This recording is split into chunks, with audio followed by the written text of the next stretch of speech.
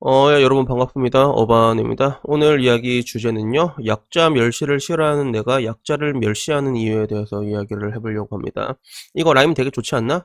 약자 멸시를 싫어하는 내가 약자를 멸시하는 이유.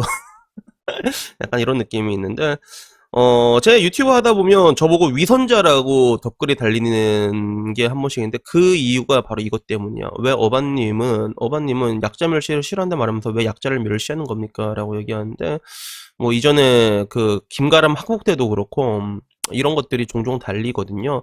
근데 우선 여기에 대해서 제가 결론부터 얘기하자면 저는 분명히 약자 멸시를 굉장히 싫어합니다. 그리고 뭐 늘상 말하는 대로 내가 지금까지 많이 말했던 거 있잖아. 대한민국은 그런 뭔가 노동이나 이런 것도 되게 비웃는단 말이야. 나 이런 게 굉장히 안 좋다고 생각하거든. 하나의 거대한 흑사병이라고 생각을 한단 말이야. 뭐 예를 들면 늘상 말하는 거 있잖아. 뭐 이제 뭐 편돌이, 뭐 편돈이, 공돌이, 공돈이, 뭐 중소기업은 좆쏘고 구급은 구급충이고 막 이렇게 얘기하고 그 한의사마저도 이제 한무당이라고 하는데 나는 그래 모든 노동이 동일할 수는 없다 생각해. 김재동의 말처럼 뭐 판사의 망치와 목소의 망치가 동일한 이런 개소리는 믿지는 않는단 말이야. 각자의 가치는 다르겠지, 당연히. 그리고 자본 사회는 모든 게 돈으로 치환이 되다 보니까 고급 인력과 저급 인력으로 나뉘는 것까지는 이해를 한단 말이야. 근데 그걸 떠나가지고 사람이 성실하게 일하고 땀 흘려 벌면서 일하는 그런 노동의 가치, 이것만큼은 훼손돼서는 안 된다고 생각을 하거든. 근데 그런 것들을 지금 대한민국에서는 굉장히 쉽게 무시하는 걸 볼 수가 있잖아. 인터넷을 가더라도 하다못해 내 유튜브 댓글만 봐도 그런 댓글들이 간간히 올라온단 말이야. 이런 걸 내가 되게 싫어하면서도 왜 근데 어바님은 그렇게 쪼밥 새끼들을 무시하는 걸 이렇게 얘기를 하는 거지. 따지고 보면 맞아. 내가 하는 거는 그 조밥들에 대한 혐오에 가깝거든. 근데 그게 결론부터 얘기하자면 그래요. 아까 말했던 그 약자 멸시 문화를 주도하는 사람들이 그 조밥 새끼들이기 때문에 그런 겁니다. 실제로 뭐 밖에 나가서 뭐 잘 살고 이런 사람들 있잖아.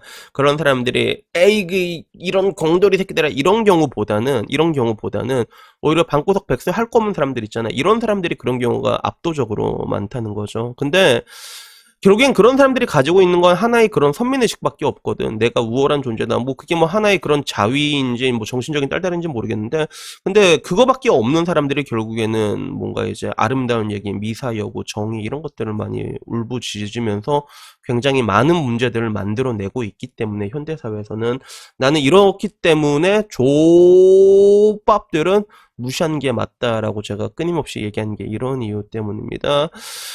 우선은 사람들이 저에 대해서 좀 많이 착각하는 게 그거 같아. 내가 한 번씩 얘기할 때 난 법에 대해서 굉장히 강한 처벌을 내가 주장을 하잖아. 그러니까 모든 벌에 대해서도 당연히 이제 굉장히 강한 엄벌주의로 갈 거라 생각하는데 저는 그렇지 않습니다. 저는 굉장히 관대합니다. 저는요.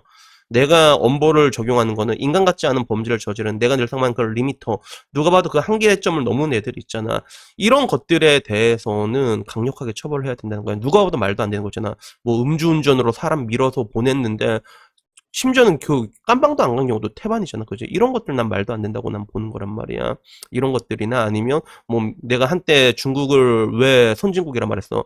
거기는 뭐 미성년자 이렇게 분가분가 하면 그냥 모가지 따버립니다. 사형을 매겨버리거든.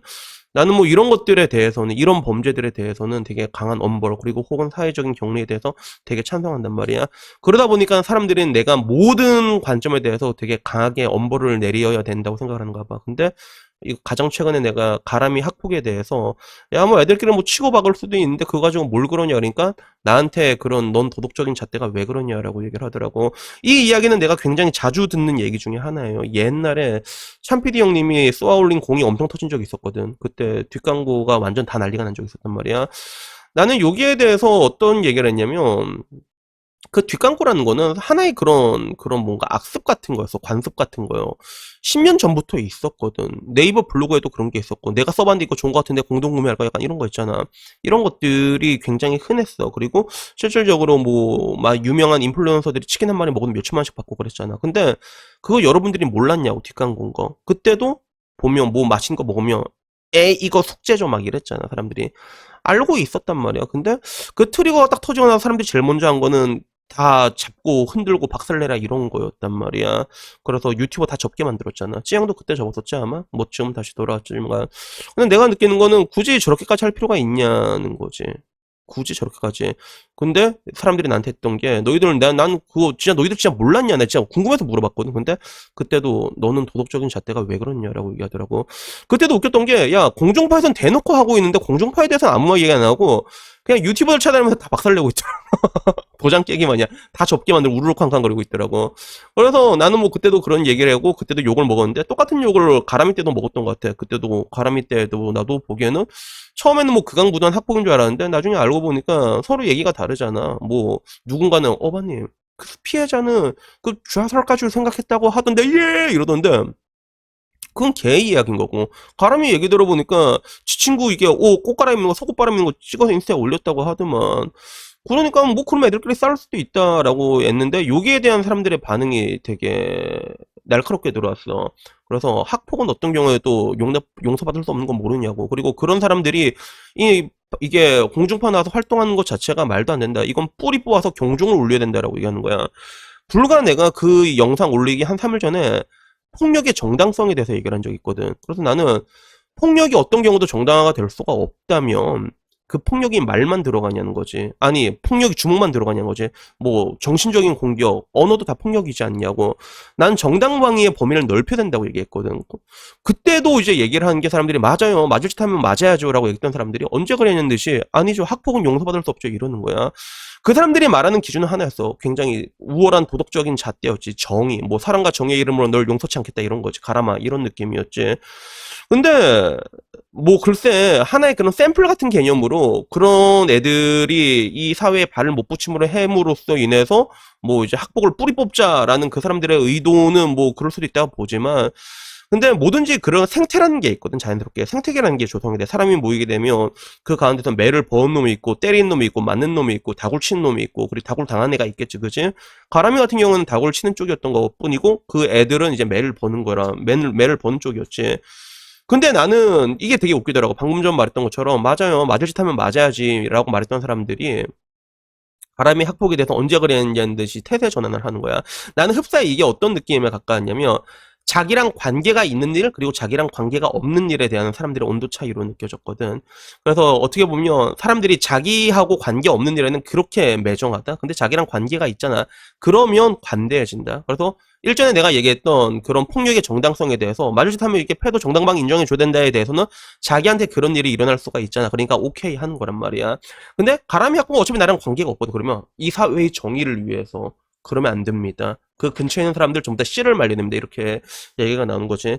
물론 좋아하고 싫어하고는 여러분의 개개인의 자유에 난 딱히 강요하고 싶은 생각이 없네. 근데 여러분들의 그런 행동들로 인해 가지고 지금 사회가 이까지 오게 됐다는 거예요. 내 말은 그거. 내가 궁극적으로 말하고자 하는 거는. 그러니까 아까 전에 말했던 이게 그 조밥들이랑 연결되는 건데 얘들한테 남은 거는 그런 우월한 선민의식과 이런 거밖에 없는 경우가 태반이거든. 그래서 당장 여초가도 알 수 있잖아. 쌓인 물 뿌리는 거 그 300톤 가지고도 그렇게 이제 자기네들이 뭔가 잘난 것처럼 막 이러면서 얘기를 하고 있잖아.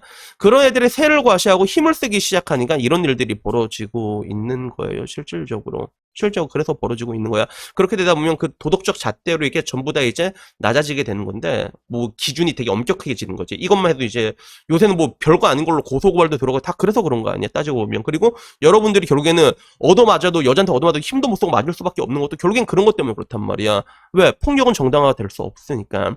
그러니까 이게 명확한 기준이 없어. 일단 근데 하나 그중에 하나 확실한 건 나만 아니면 돼. 이건 확실한 것 같아. 그래서 이 뭔가 사람들이 모인 이런 선민의식이라는 게 지 멋대로 발동되는데 때로는 이게 가장 중요한 자유의 가치마저도 짓밟아버린 경우가 되게 많이 보거든 내가. 그 중에 하나가 언제 내가 그걸 느꼈냐면 의사들 수술실에서 뭐 생일 파티하는 거 보고 의료사고 좀 터지고 그러니까 CCTV를 달아야 된다고 사람들이 막 그랬잖아. 그랬단 말이야. 이건 어차피 상관없어. 나랑 관계없는 일이니까. 근데 나랑 관계 있는 일, 막 이제 편의점에서 CCTV 달아갖고 막 일거수일투족 감시하는 점주에 대해서는 여러분들이 그렇게 분노를 했잖아. 이게 전부 다 이어지는 것들인데, 근데 이러나 저러나 내가 얘기하고 싶은 거는 자연이란 것들처럼 인간 사회도 하나의 생태로 흘러가는 가장 기본적인 틀이 있는데, 요새는 여기에 굉장히 사상과 하나하나 전부 다 아까 말했던 그런 정의라는 이름으로 이런 걸로 다 이제 일거수일투족을 이제 뭐 이제 뜯어 고치려고 한단 말이야. 근데 결론적으로 이게 아름답게 고쳐졌는가라고 했을 때 아니야. 우리만 더 불편하게 만들어진단 말이야. 그래서 내가 옛날에 한 말이 있잖아. 정은이 누나가 했던 말이 불편한 사람들이 세상을 바꾼다라고 했는데 내가 그때 뭐라고 얘기했어? 맞아. 불편한 사람들이 세상을 바꾸는 건데 근데 그 사람들이 바꾸는 세상은 불편한 세상으로 변하게 된다라고 얘기했잖아. 지금이 딱 그렇게 불편하게 우리가 계속 변하고 있어. 그 결국에는 그 아까 말했던 뭐 정의라던가 뭐 PC라던가 정치적 올바름이라는 이유로 우리는 굉장히 높은 도덕적 잣대를 하나하나 들먹이면서 다 뜯어 고친다고 얘기하고 있지만 사실 여기에 대한 그 기준점은 애초에 명확하지도 않을 뿐더러 아까 말한 것처럼 나만 아니면 돼 이런 경우도 되게 많고 근데 그런 것들에 대해서 우리가 엄격하게 굴면 굴수록 결국엔 그런 것들이 우리의 숨통을 조여오게 된다는 거지. 지금 당장만 봐도 그렇게 돼 있잖아.